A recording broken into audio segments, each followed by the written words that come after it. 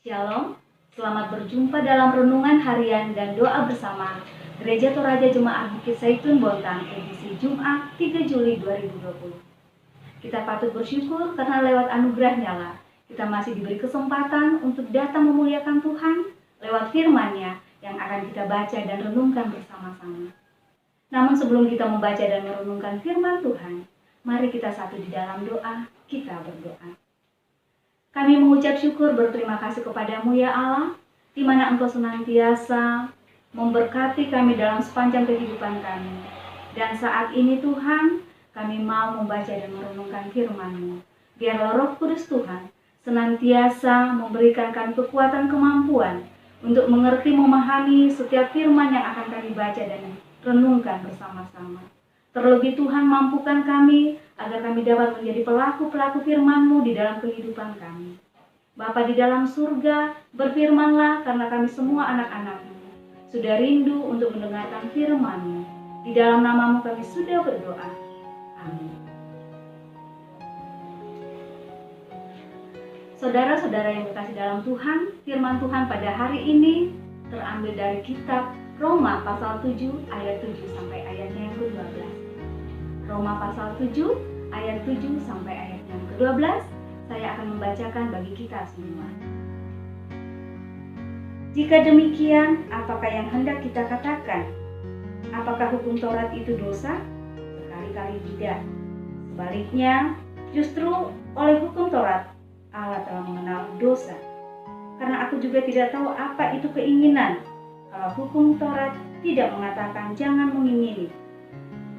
Tetapi dalam perintah itu dosa mendapat kesempatan untuk membangkitkan di dalam diriku rupa-rupa keinginan. Sebab tanpa hukum Taurat dosa mati. Dahulu aku hidup tanpa hukum Taurat. Akan tetapi sesudah datang perintah itu, dosa mulai hidup, sebaliknya aku mati. Dan perintah yang seharusnya membawa pada hidup, ternyata bagiku justru membawa kepada kematian. Sebab dalam perintah itu, dosa mendapat kesempatan untuk menipu aku, dan oleh perintah itu ia membunuh aku. Jadi hukum Taurat adalah kudus, dan perintah itu juga adalah kudus, benar, dan baik. Amin. Saudara-saudara yang kekasih dalam Tuhan, tema kita pada hari ini, tujuan hukum Taurat. Patina Sukaran Allah. Bisa kita bayangkan, dalam suatu persidangan gerejawi yang besar, seperti sidang sinodeam, lalu tiba-tiba tidak ada tata tertib persidangannya. Tentu saja peserta akan seenaknya berbicara, bebas keluar masuk ruang sidang, bahkan pengambilan keputusan sangat sulit karena tidak ada aturan yang mengikat. Dan yang menjadi pertanyaan yang sering muncul adalah, apakah Taurat itu dosa? Apakah Taurat itu baik dan benar? Di sini Paulus menjelaskan dalam ayatnya yang ke-7 dan 8 bahwa bukanlah dosa, melainkan olehnya seseorang dapat mengenal dosa. Tetapi ketika perintah atau aturan itu dibuat, maka dalam diri seseorang lahirlah keinginan-keinginan. Artinya, seseorang bebas untuk melakukan apa yang ia mau. Karena sejak aturan itu diadakan, seseorang belum tahu yang dilakukan itu benar atau tidak. Dan dalam ayat yang ke-8, Paulus menyebutkan dosa itu mati. Ketika ada aturan hukum Taurat, maka dosa itu menjadi hidup.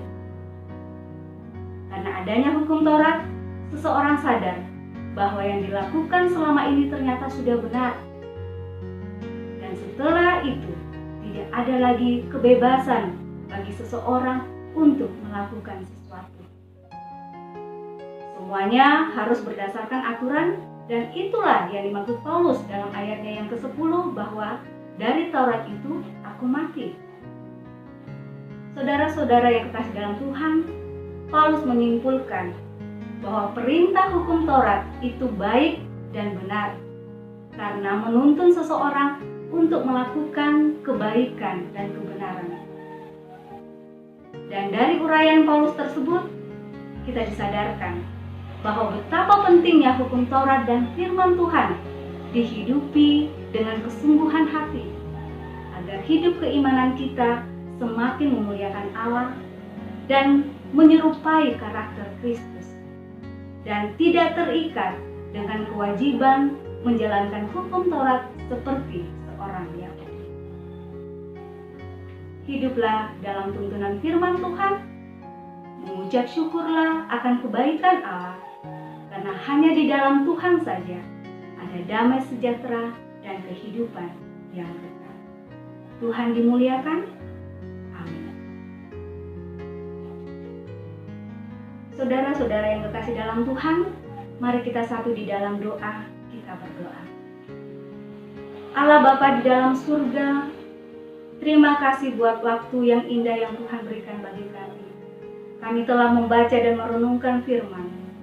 Firman-Mu yang senantiasa mengingatkan kami bahwa betapa pentingnya hukum Taurat dan firman Tuhan dihidupi dengan kesungguhan hati, agar hidup keimanan kami semakin memuliakan Allah dan dapat menyerupai karakter Kristus.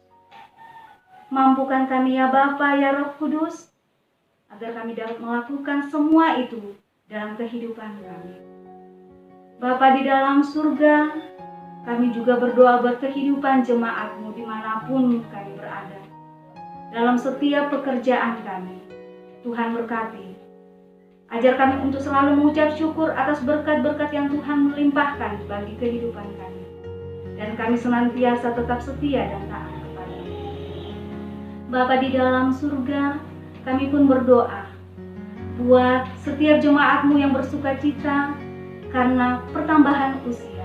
Sempurnakan sukacita mereka. Biarlah dengan pertambahan usia, kami semua tetap setia dan semakin dekat kepada Allah.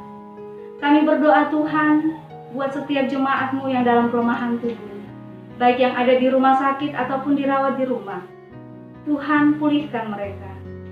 Mampukan mereka untuk melawan setiap penyakit yang mereka derita. Biarlah mereka senantiasa selalu mengandalkan Tuhan, sehingga pemulihan sejati senantiasa mereka rasakan.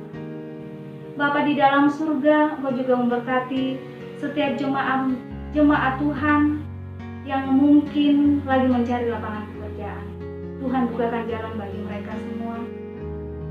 Biarlah setiap upaya yang dilakukan untuk mencari lapangan pekerjaan, Tuhan berkati.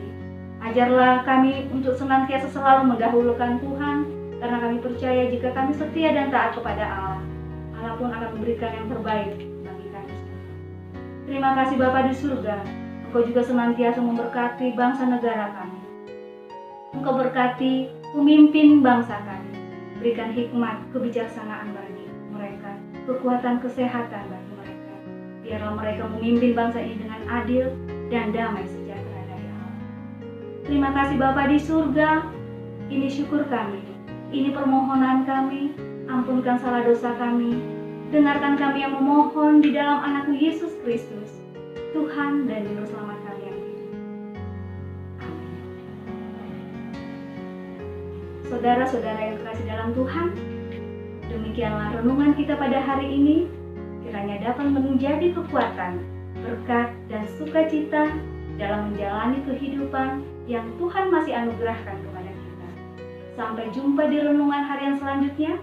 Tuhan Yesus memberkati.